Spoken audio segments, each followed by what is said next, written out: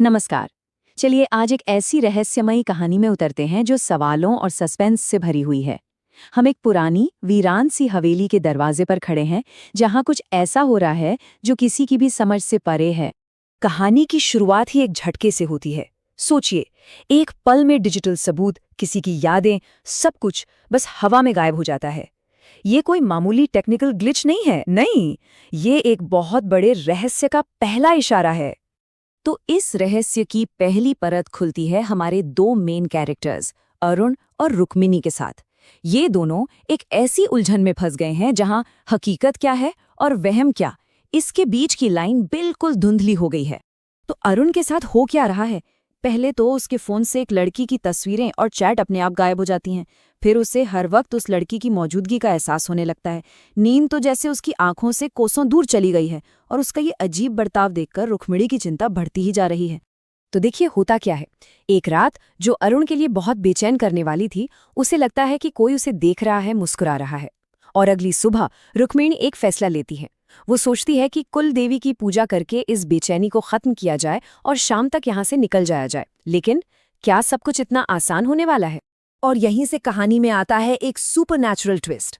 रहस्य और भी गहरा हो जाता है, क्योंकि अब एक चेतावनी नींद में दस्तक दे रही है। अरुण की हालत सोचिए, वो एकदम डरा हुआ है, बेबस है।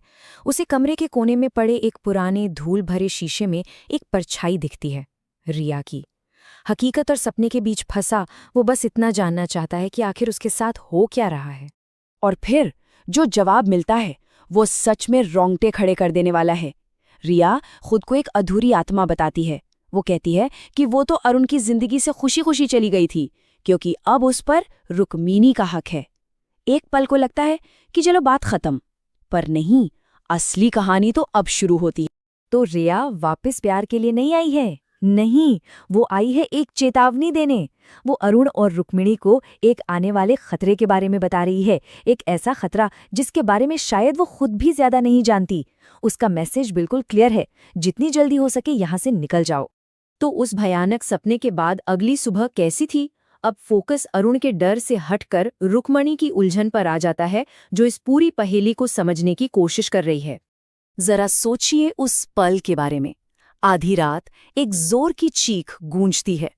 रुक्मिणी हड़बड़ाकर उठती है तो देखती है कि अरुण पसीने से भीगा हुआ है और बुरी तरह हाँफ रहा है। ये सिर्फ एक बुरा सपना नहीं था, ये कुछ और ही था जिसका असर बहुत गहरा था। यहाँ पर दोनों के इमोशंस को देखिए। एक तरफ है अरुण जो पूरी तरह से डरा हुआ है, घबराया हुआ है। उसे लग रहा है कि जो उसने देखा वो सपना नहीं, हकीकत था।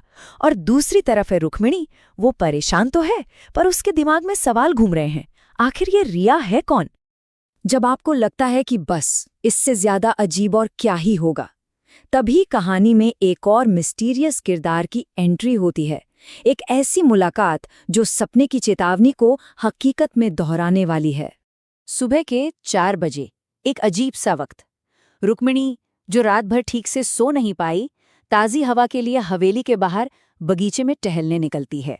और ठीक यहीं उसकी मुलाकात होती है उस बुजुर्ग से जो पूरी कहानी को एक नया मोड़ देने वाला है। वो आदमी जो पहले शब्द बोलता है ना, वो ही पहेलियों से भरे हुए हैं। वो रुक्मिणी की तुलना किसी छोटी रानी सा से करता है और फिर सीधे सीधे पूछता है कि वो लोग यहाँ आए ही क्यों हैं। उसकी बातों में एक अजीब सी छिपी हुई चेतावनी है। और फिर वो बिल्कुल साफ साफ चेतावनी देता है, यहां से चले जाओ। सोचिए, बिल्कुल वही शब्द जो रिया ने सपने में कहे थे। लेकिन वो एक और बात कहता है, कुल देवी की पूजा मत करना। अब ये एक नया सस्पेंस है। पूजा में ऐसा क्या है जिससे वो आदमी रोक रहा है? तो अब कहानी एक ऐसे मोड़ पर आ खड़ी हुई है जहां जवाब कम है और सवाल ज्यादा। दो बिल्कुल अलग अलग चेतावनियां, एक सपने से और एक हकीकत से, लेकिन दोनों एक ही अनजान खतरे की तरफ इशारा कर रही हैं। ये कितना अजीब है ना? एक आत्मा सपने में और एक जिंदा जागता अनजान बुजुर्ग हकीकत में, दोनों एक ही बात कह रहे हैं। मैसेज एकदम साफ है, लेकिन खतरा क्या है ये कोई नहीं बता रहा। ये सिर्फ एक इत्तेफाक तो नहीं हो सकता।